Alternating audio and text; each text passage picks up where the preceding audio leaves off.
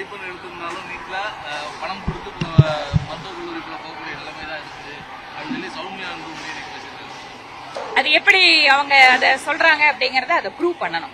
ஏன்னா குறைச்சலான மார்க் எடுத்தவங்க நீட் தேர்வை குவாலிஃபையே பண்ணாம போறதுக்கு வாய்ப்பு இல்லை. குவாலிபிகேஷனோட மார்க்ல முன்னாடி இருக்கிறவங்க சூஸ் பண்ணாம விட்ட சீட்டு இல்ல அந்த குழந்தைங்க வேற ஏதாவது படிப்புக்கு போயிருந்தா அந்த சீட்டு நிரப்புறதுக்காக குறைச்ச மதிப்பெண் வந்திருக்கலாம். அதனால அப்படி ஏதேனும் முறைகேடுகள் இருந்தால் அவர்கள் உடனடியாக அதை சம்பந்தப்பட்ட அமைச்சரோடு அல்லது ஆதாரத்தோடு தெரிவிச்சு அதையும் சரி பண்றதுக்கு வாய்ப்பு இருக்கு. சரியாக 3 மாதங்கள் கரெக்டா அது பாட்டுக்கு போயிட்டு இருக்கு, அவ்வளவுதான். ஏன்னா ஸ்பெசிபிகேஷன் என்ன இருக்கு, என்னென்னவெல்லாம் வாக்குறுதிகள் கொடுத்தாங்க எலெக்ஷன் முன்னாடி, என்னென்னவெல்லாம் பெண்களுக்கு கொடுத்தாங்க, விவசாயிகளுக்கு கொடுத்தாங்க, எதுவுமே நடக்கலையே. பட்ஜெட்லயாவது வருமானம் எல்லாரும் எதிர்பார்த்தாங்க, கடைசியில பட்ஜெட்டும் எங்க கிட்ட ஒண்ணு இல்ல காலின்னு சொல்லிட்டாங்க. நடக்கிறதுக்கு என்ன இருக்கு, அது பாட்டுக்கு நடக்குது, அவ்வளவுதான் சொல்ல முடியும். நியூ டெக்னாலஜி டெவலப்மெண்ட் ட்ரெண்ட் அந்த மாதிரி விஷயங்கள்ல யங்ஸ்டர்ஸ் நிறைய பேர் இருந்தாலும் அந்த இன்ஸ்டாகிராம் டிராப்ஸ்ல மாட்டிக்கிறாங்க. இன்னைக்கு கூட திருப்பூர்ல தாய் மகள் 2 பேர்த்தையும் வெட்டி கொண்டிருக்காங்க. லா அண்ட் ஆர்டர் எப்படி இருக்கு புது கவர்மெண்ட் வந்ததுக்கு அப்புறம்? நான் அதை பாக்குறோம். கடந்த 3 மாச காலமா ஆட்சிங்கிறீங்க, பெண்களுக்கு எதிரான கொடுமைகள் எங்கேயும் குறையல, சட்டம் ஒழுங்கு அப்படிங்கறது இம்ப்ரூவ் ஆகல. அதனால மாற்றம் அப்படிங்கறது சேர்ல உட்கார்ந்து இருக்கிறவங்க மாறி இருக்காங்களே தவிர தமிழ்நாட்டுல எந்த நிலைமையும் மாறல. இதுதான் யதார்த்தம். சீனியர் திருப்பி கேட்கிறாரு, விட்டுருங்கப்பா.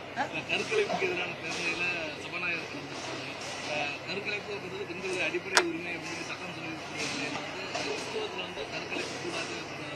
அதுக்கு ஆதரவான அவருடைய கிறிஸ்தவ மத நம்பிக்கையை வாய்ப்பு கிடைக்கும் போதெல்லாம் வெளிப்படுத்திட்டு இருக்காரு. அவர் மட்டும் இல்ல, நேற்று நிதியமைச்சர் பேசும்போது கூட தமிழ் மொழியை விட என்னோட கிறிஸ்தவம் உயர்ந்ததுன்னு பேசுறாரு. அதனால கிறிஸ்தவ மத பிடிப்பாளர்கள் அவங்க ஆதிக்கம் செலுத்துகின்ற ஒரு நிலைமை இருக்கா அப்படிங்கிற ஒரு சந்தேகம் இருக்கு. என்னன்னா இப்படி பேசுறவங்க அப்ப மனசுக்குள்ள அவங்க என்ன நினைக்கிறாங்க, நம்ம தமிழ் மொழியை தாண்டி கூட என்னோட மதத்தை பத்தி தான் நான் பேசுவேன் அப்படிங்கிற மனநிலையில இருக்காங்களா? சபாநாயகர் அதுக்கு ஆதரவு தெரிவிக்கிறாரா?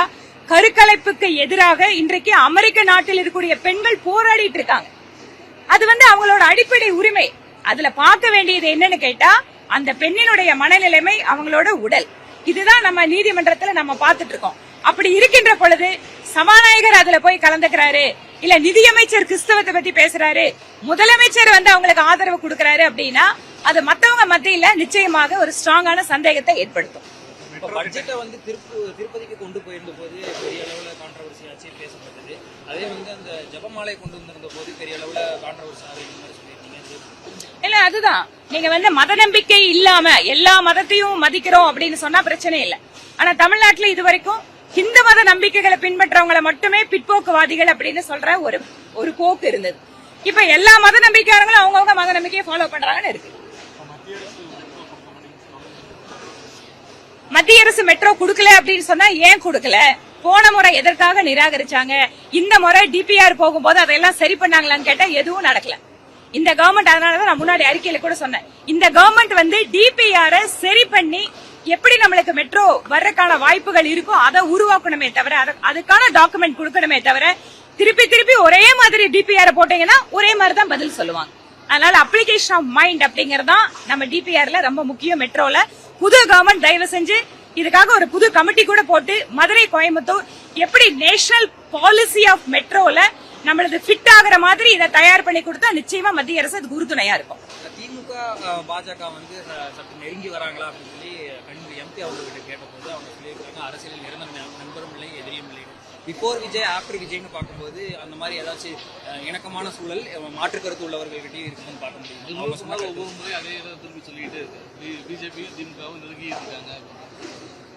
அதான் அரசியல்ல நண்பர்கள் இல்ல, நிரந்தர எதிரிகளும் இல்ல, அவ்வளவுதானே. டீலிமிட்டேஷன் ஃபர்ஸ்ட் அந்த பில்ஸ் எல்லாம் வரட்டும், அதுக்கப்புறம் அதை பத்தி தனியாவே ஒரு பிரஸ் மீட் கொடுக்கறேன்.